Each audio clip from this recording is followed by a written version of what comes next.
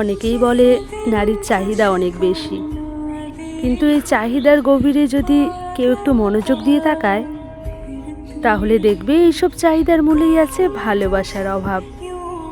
নারী অর্থ খোঁজে না, খোঁজে অনুভব। সে নিরাপত্তা চায়, কিন্তু তার চেয়েও বেশি চায় মমতা। সে সম্মান চায়, কিন্তু তার চেয়েও বেশি চায় শ্রদ্ধা ভরা ভালোবাসা। যেখানে ভালোবাসা পূর্ণ, সেখানে একজন নারী তার সমস্ত চাহিদা ভুলে একজন দেয়ার মানুষ হয়ে যায়।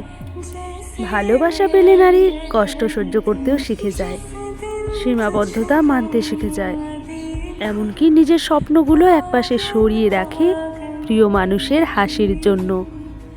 ভালোবাসা নারীকে নরম করে, সাহসী করে, উদার করে।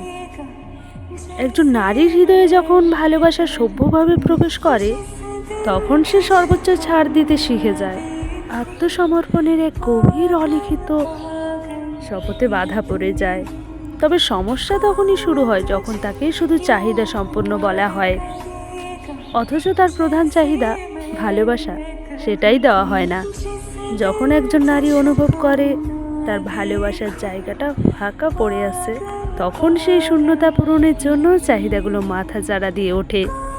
কারণ শূন্যতা কখনো স্থির থাকে না, তা কিছু না কিছু দিয়ে পূরণ হতে চায়।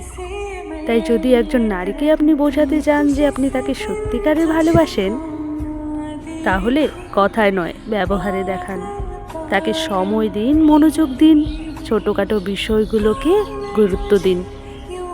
তাকে শুধু চাইতে থাকা একজন না ভেবে ভালোবাসা চাইতে থাকা একজন আদর্শ মানুষ ভাবুন। তখন দেখবেন সে কেমন নিজেকে উজাড় করে দিতে পারে। ভালোবাসাই একমাত্র চাহিদা, যেটা পূরণ হলে অন্য সব চাহিদা আস্তে আস্তে কমে যেতে থাকে। আপনি ভালোবাসতে শিখলে সে ছাড় দিতে শিখবে, সবার আগে আপনাকেই।